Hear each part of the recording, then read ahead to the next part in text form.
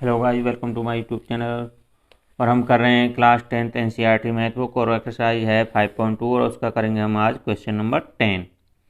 Question number 10 है आपके सामने। The 17th term of an AP exceeds its 10th term by 7, find the common difference.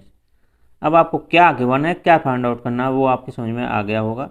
या मैं बता देता हूँ कि 17th term of an AP exceed it's 10th term by 7। It means इसकी जो एपी की जो 17 टर्म है 10th टर्म से 7 ज़्यादा है। फाइंड द कॉमन डिफरेंस, हमें इसका कॉमन डिफरेंस फाइंड आउट करना है। तो अब हमें क्या क्या गिवन है, एक तो 17 टर्म है और एक 10 टर्म है। अब कौन सी ज़्यादा कौन सी कम है वो आपकी समझ में आ गया होगा। तो हमें केवल क्या निकालना है, यहाँ से कॉमन डिफरेंस निकालना है। तो देखिए गाइस, करते हैं। क्वेश्चन नंबर है आपका 10, एक्सरसाइज है 5.2। अब देखिए, अकॉर्डिंग टू द क्वेश्चन हम सीधा करते हैं। अकॉर्डिंग टू द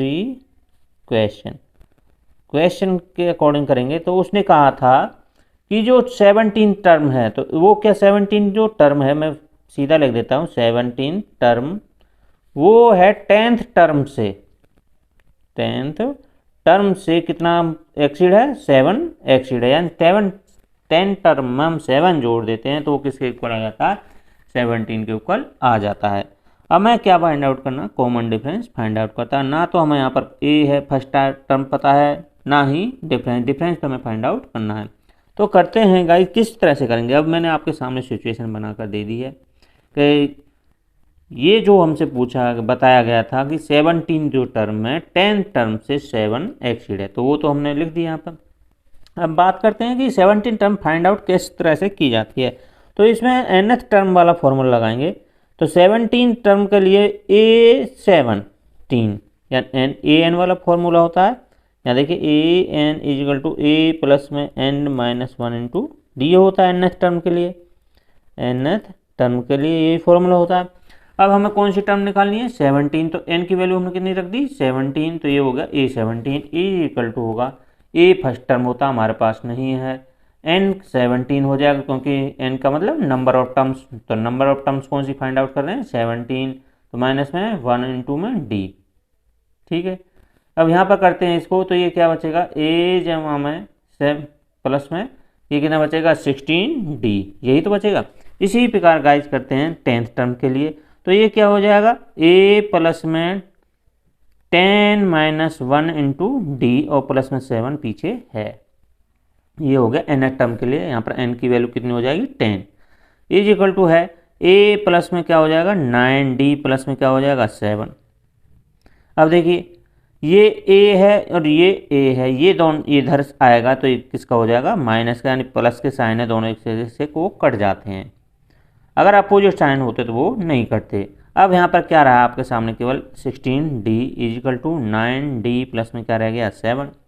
इस d को इधर लाएंगे तो 16d माइनस में क्या हो जाएगा 9d इजिकल टू में क्या रह जाएगा 7। अब यहाँ से प्लस माइनस माइनस होगा तो कितना बचेगा 7d इजिकल टू 7। अब d का कोएफिशिएंट कहाँ चला जाएगा, इक्वल की संख्या के अपॉन में 7 से 7 हो जाएगा, कितना जाएगा 1। तो d इजिकल टू क्या आ गया 1। और d क्या होता है आपका, कॉमन डिफरेंस। तो हमने यहाँ पर कॉमन डिफरेंस फाइंड आउट कर लिया है, इजिकल टू 1। तो इस प्रकार का आज हमने क्वेश्चन 10 भी कंप्लीट कर दिया है। और यदि आप मेरे चैनल पर पहली बार आए हैं तो मेरे चैनल को सब्सक्राइब कीजिए, बेल आइकन पर को क्लिक कीजिए, लाइक कीजिए और शेयर कीजिए। थैंक यू भाई।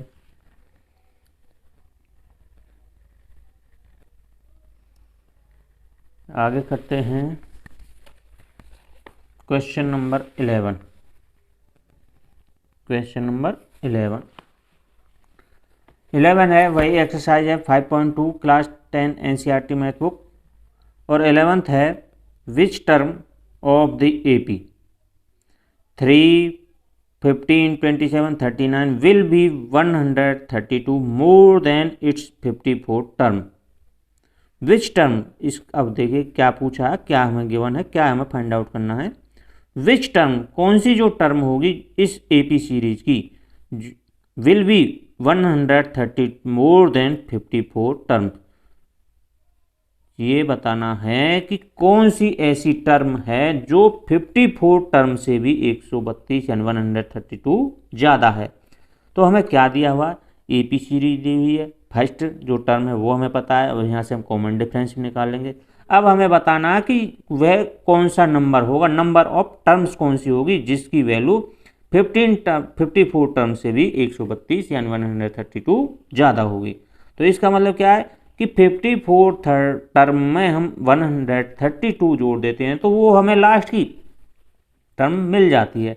बस हमें क्या करना, उसका नंबर बताना कि वो किस नंबर पर आती है। तो ये अब मैं समझता हूँ आपकी समझ में आ गया होगा कि क्या हमें दिया हुआ है, वो हमें सीरीज दी हुई है और बताया गया है कि 15 टर्म से 132 मोर है, ज़्यादा है। केवल हमें वो नंबर ऑफ टर्म बताना है कि वो किस नंबर पर आएगी।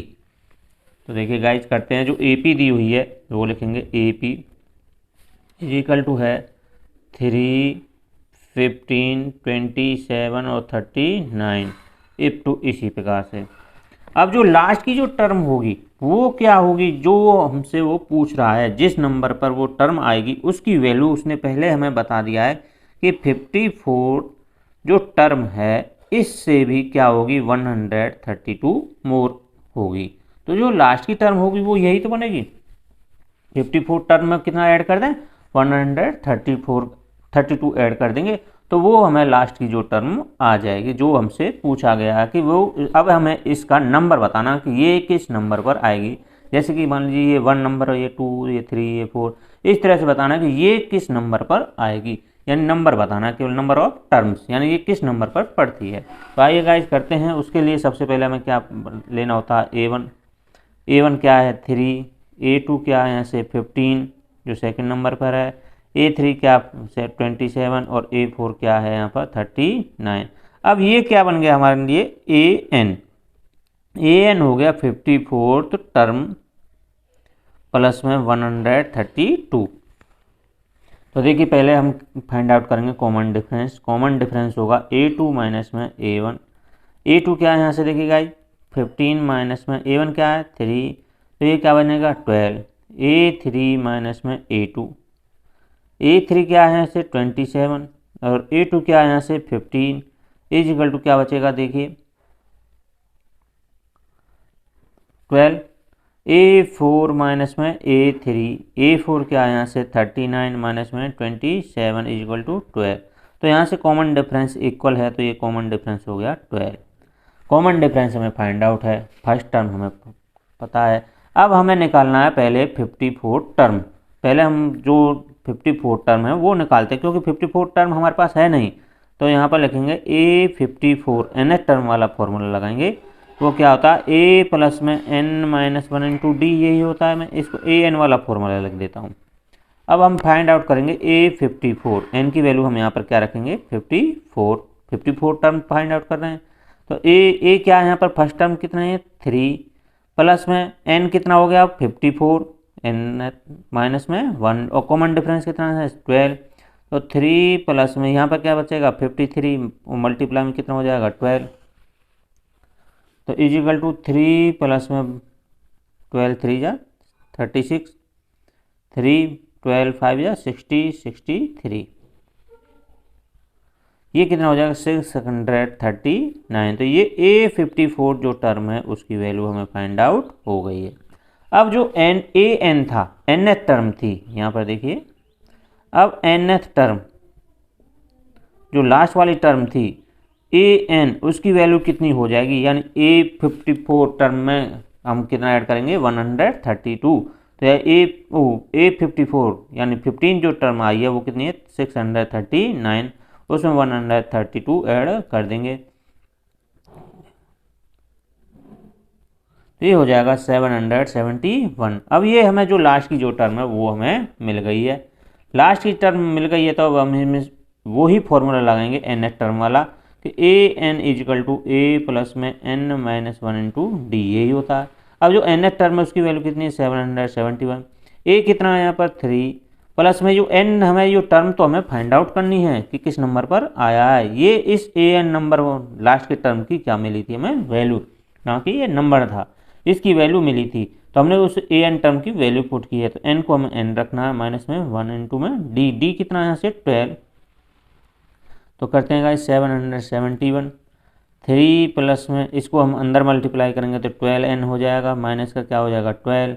तो करते हैं guys 771 is equal to plus minus minus होगा तो माइनस का 9 बचेगा, प्लस में 12n, ये हो जाएगा 771, इधर आएगा तो प्लस का 9 इजिकल टू 12n, ये कितना हो जाएगा 780 इजिकल टू 12n। n का कोएफिशिएंट कहाँ आ जाएगा, इक्वल की संख्या के अपॉन में आ जाएगा, इजिकल टू क्या बचेगा n। तो 12 से इसको डिवाइड करना है, तो ये हो जाएगा आपका 65।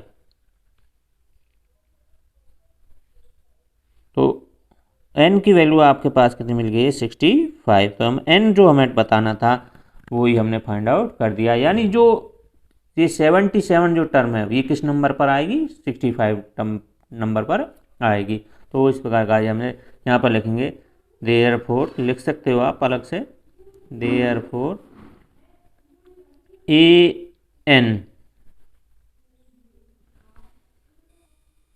देयरफॉर नंबर ऑफ टर्म्स,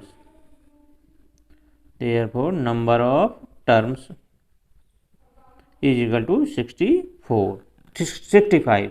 तो इस प्रकार गाइस हमने ये क्वेश्चन जो है 11th ये कंप्लीट कर दिया है। और यदि आप मेरे चैनल पर पहली बार आए हैं तो मेरे चैनल को सब्सक्राइब कीजिए, बेल आइकन पर ऑल को क्लिक कीजिए, लाइक कीजिए और शेयर कीजिए। Thank you guys.